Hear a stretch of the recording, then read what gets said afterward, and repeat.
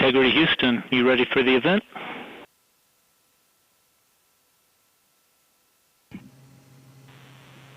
Houston Integrity, we are ready for the event. ABC News, this is Mission Control Houston. Please call Integrity for a voice check. Integrity, this is Gio Benitez at ABC News. How do you hear me? Outstanding. We have you loud and clear. How about us?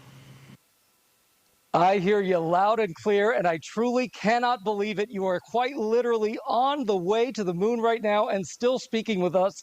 Tell me, how do you feel? What's going through your mind? I mean, this must be so incredible because have you allowed the weight of the moment to really fit in here? Have you allowed that to happen? Well, first and foremost, we all wanted to give a shout out to our families first because we are pretty far from Earth and we have not gotten to say hi to them yet. But there was a moment about an hour ago where Mission Control Houston reoriented our spacecraft as the sun was setting behind the Earth. And I don't know what we all expected to see in that moment, but you could see the entire globe from pole to pole. You could see Africa, Europe, and if you looked really close, you could see the northern lights. It was the most spectacular moment, and it paused all four of us in our tracks. What has been most surprising to you about this so far?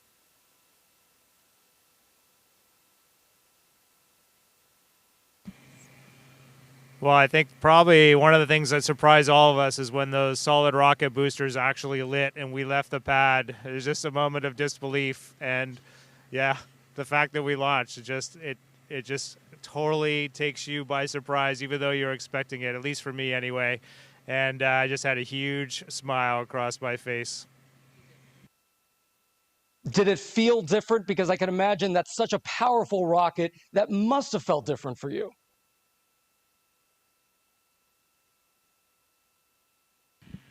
One of the biggest surprises was how smooth riding those solids was. We all expected a really just dynamic ride, a lot of motion. We were prepared to potentially not being able to see telemetry, maybe even not being able to, touch switches, and it was very smooth. It was a definite difference when they separated and we were just on the main engines, but just a steady rumble and a great ride. What do you want to tell Americans here at home who are watching this right now? They're quite amazed at the fact that you are speaking to us on the way to the moon right now. What do you want to tell them about this particular mission and why it's so important?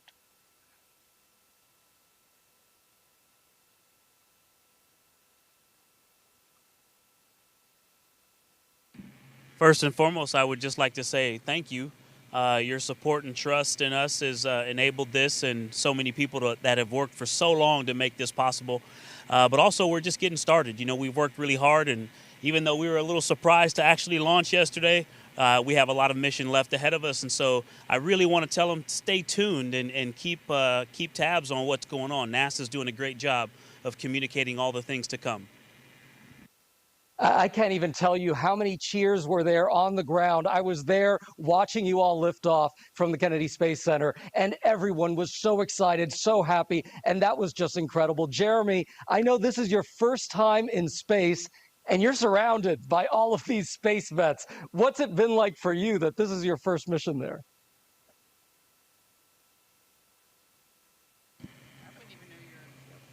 There has been a tremendous amount of disbelief for me. It's just so extraordinary.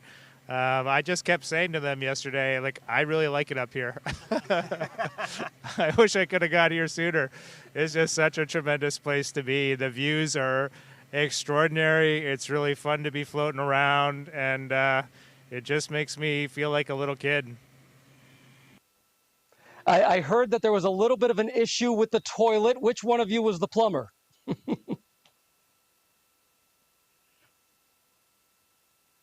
I'll take that one. I'm the space plumber. I'm proud to call myself the space plumber. I like to say that it is probably the most important piece of equipment on board. So we were all breathing a sigh of relief when it turned out to be just fine. It was just an issue, I think, of sitting for a long time and needing a little time to warm up, a priming issue. But we did originally think that there could have been potentially something fouling up the motor, and luckily we are all systems go. Oh, well, I'm sure I could see the faces right there. Y'all are very happy about that. I see that you're very cozy in there. It's tight quarters, but it was also a little chilly, I heard.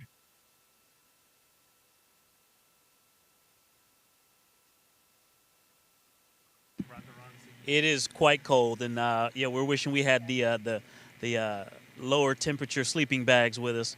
But right before this PAO event started, I pulled my knit cap off, and I'm ready to put it back on. But Houston's been working with us to change fan speeds and temperature set points, and we've actually been able to warm it up a lot better in the last half a day or so. Our last nap before TLI, we got a lot more comfortable.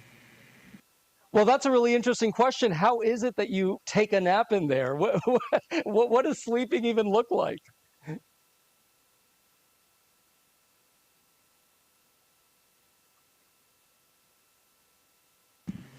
Well, let's see. So we've been off the planet for, about 30 hours now, and we've had 2 very short naps. We actually just gathered for our first meal together in space. That is how busy we have been the last day and a half. It has been really an amazing beginning flight plan. But sleeping here is it's actually sort of comical. Christina has been sleeping heads down in the middle of the vehicle, kind of like a bat suspended from our docking tunnel. Victor's been up where Jeremy is right now. He's got a nice little nook wedged in there. And then Jeremy has been stretched out on seat 1, and I've been sleeping under the displays just in case anything goes wrong. It's more comfortable than you would think, and it's nice. It's nice to sleep in weightlessness again. Every time I was dozing off last night, I had that image that I was tripping off a curb and I was waking myself up. So my body's getting reacclimated. It's been a few years since I've been up here. I've heard it's the best sleep up in space. Do you feel the weight of history knowing that you're going to be traveling farther than any other human?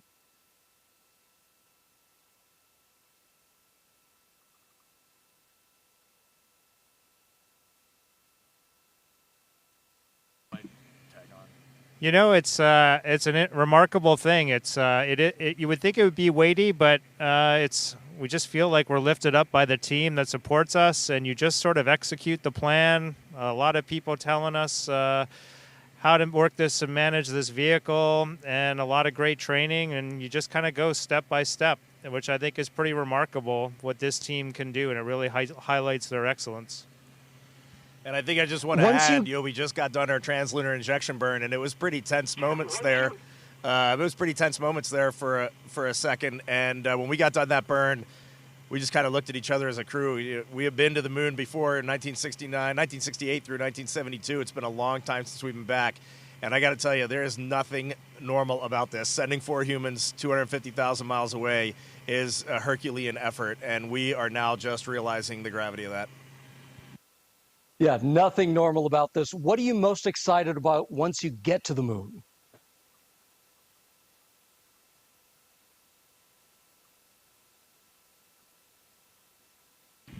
Having just experienced incredible views of planet Earth and seeing the entire planet out the window in one pane, knowing that we're about to have some similar views of the moon in that same way is definitely getting me more excited for it. I knew that that is what we would see, but there's nothing that prepares you for the breathtaking aspect of seeing your home planet both lit up bright as day, and also the moon glow on it at night with the beautiful beam of the sunset, and knowing that we're going to get similar views of the moon. I'm really excited for that. And then of course heading home. Right now we're in our cruise phase outbound, but we'll be turning our sights back on our home planet shortly. Shorter probably, it's going to fly by, but we're just excited for both of those milestones. As you all know, there is so much division at home right now. What is it that you're feeling, and what message do you want to send to the American people about what you're seeing out that window?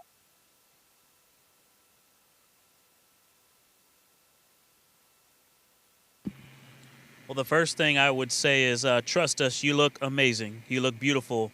And from up here, you also look like one thing. You know, Homo sapiens is all of us, no matter where you're from or what you look like. We're all one people. And so, this mission, one of the things that's amazing about being around and just being an astronaut, serving our countries at this time, is that we get to give ourselves a mission that we can hold on to say, hey, look at what we did for the rest of our lives. You know, we call amazing things that humans do moonshots for a reason, because this brought us together and showed us what we can do when we put, not just putting our differences aside, when we bring our differences together and use all the strengths to accomplish something great. And so this mission will give us one of those that we all can remember and hold on to for the rest of our days. And I hope people will tune in and give us a chance. Integrity, what an honor to speak with you. Thank you so much.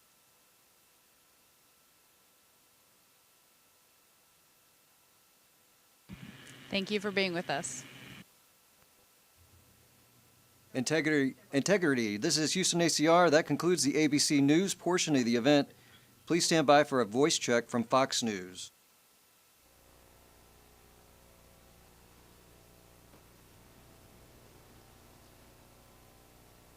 910 ready.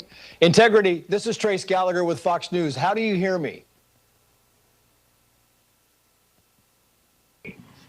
Hey, Trace, we got you loud and clear. How about us? I've got you loud and clear. I want to explain to the audience that there is a 4-second delay, so there'll be some pause between the questions and the answers. Congratulations. How does it feel to be the first humans to leave Earth's orbit in some 54 years? Is there a difference in Earth's orbit and being outside the orbit?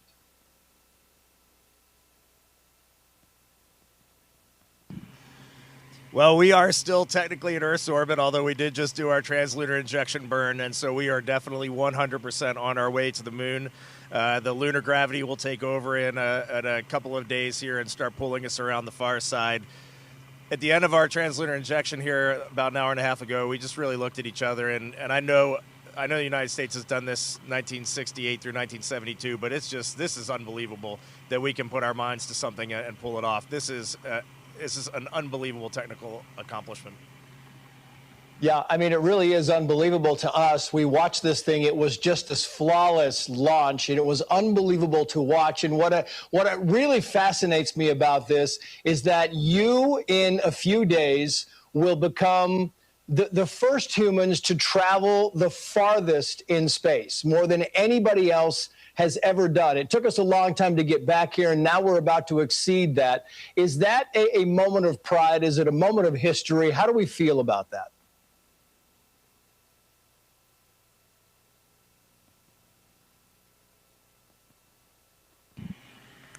It's great you brought that up. We were aware that we would pass that milestone if we happened to launch on this date. There were other days where we wouldn't have necessarily. So we are not necessarily a crew that lives on superlatives, but it is a milestone that's important. It's important that people can understand and wrap their heads around what is the latest in what we're doing. What does this mean relative to what we've done in the past? What are we going to be pushing for into the future?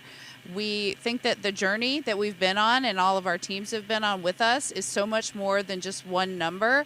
But we also hope that that number just keeps being exceeded and exceeded by the future crews. That's why we're here, to build a legacy for the future.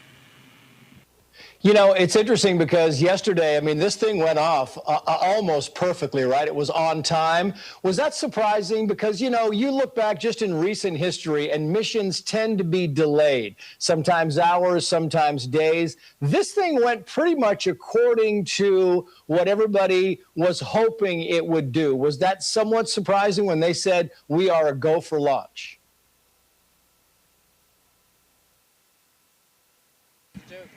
Yes. You know, it was surprising. I think we were, you know, we like to say that we're prepared without having an expectation. But, you know, in the back of your mind, you kind of hope you launch. And then when we got really close, it was like, wait, we're getting ready to go to space. And when those solids lit, you know, it was a ride where you're trying to be professional, but the kid inside of you wants to break out and just hoot and holler. But what I wanted to say about that was, our Exploration Ground Systems team, our launch control team, they have had some time to practice since February and March and really dial in their procedures and learn and grow. And so I just want to give them some credit. It was an example of how hard they've been working lately that we launched. And it even though we didn't get to really watch, but it felt beautiful. Yeah, they should give themselves a big round of applause because it really, I know it felt beautiful. It certainly looked beautiful. Very quickly, Victor Glover, while I have you on the microphone, we are broadcasting across the nation, but we're focused. We're based in Los Angeles. And I thought since you were from Southern California, maybe you'd like to give a shout out to your friends and family here. Oh, well, of course. My mom lives there, my grandparents, all the cousins, aunts and uncles, and just everybody in California. Thank you for all of the support and the love for all of these years. So many of my career milestones happened in that special place. That will always be home, no matter where the government sends me. You're going with us. How has it been? Yeah, how has it been on board now for your first night? I know you haven't gotten much sleep. They keep waking you up. They kind of send out the songs they are doing. And I hear, Christina, that you are somehow sleeping upside down or face down. Maybe you can explain that to us.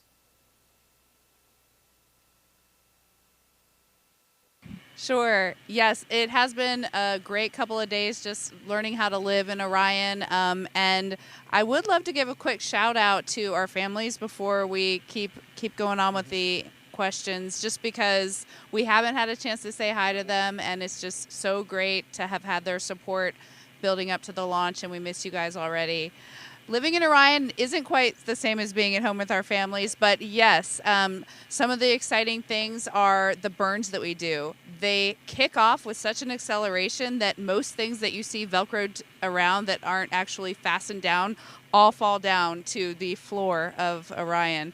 But speaking of floors and ceilings, it actually is just all by convention only. There is no difference between up and down. And so, yes, I've been sleeping with my feet there and my head down here, and it's very comfortable. I think I'll probably stay there the whole mission unless someone kicks me out. So we're finding out how to make this space capsule a home. Maybe we can hand it to Jerry Hansen here. And Jamie, you can also say hello, give a shout out to your family. And I'm wondering, while you do that, if you'd like to tell us if there have been any glitches, any problems. I know we heard there was some kind of an issue with the onboard toilet, but beyond that, are we good so far?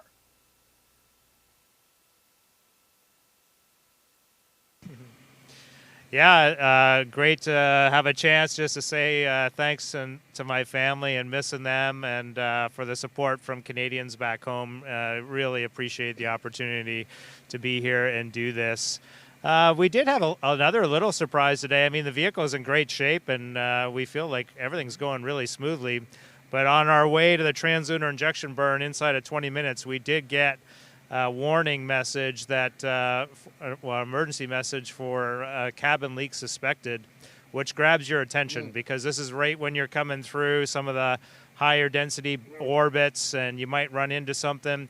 And, you go from 20 minutes to doing this burn where you're going to head to the moon to thinking about, are we going to cancel this burn, start getting in our spacesuits, and then trying to figure out how to get home in a day or less. And luckily, that was just a little anomaly, and the Houston helped us out. They confirmed they were seeing good cabin pressure, as were we on board, and we did the burn, and now we're on our way to the moon, feeling good about Integrity. She's a good ship. It's going to be fantastic. Reed Weissman, you are the commander of this mission. Maybe you'd like to give a shout out to your family as well. And I'm wondering, the responsibility, does it weigh heavy on you? Do you feel like, I'm just not going to go to sleep. I'm going to make sure that we do everything we need to do. What is it like to be the commander of something so historic and something that people have been waiting for so long?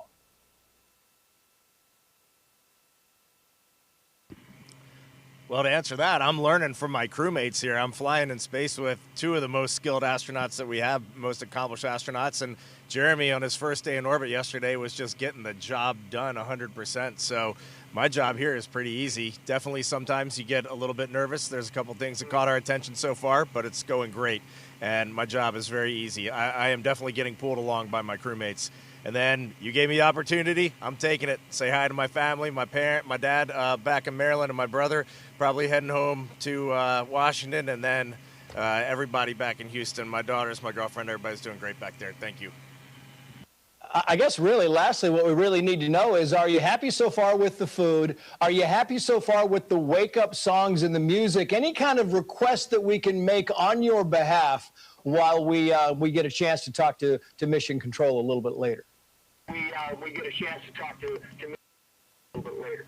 We just had our first meal together. That's how busy it's been. And this morning, our lead public affairs, Courtney Beasley, we heard her voice come on the radio first, and she introduced the songs and some amazing messages from the teams across this international program that have put this vehicle together. And we all agreed we would wake up slow and get into the day easy and quiet. And this morning, we all got up cheering and rocking and getting everything ready to go. It was the perfect way to start our day. Yeah, well, you are making history. Reed Weissman, Christina Koch, Jeremy Hansen, Victor Glover. Congratulations to all of you. America, the world is with you. We are watching every moment of this journey, and we will cheer you when you get back and along the way. Thank you for joining us. Best of luck to you, and safe travels.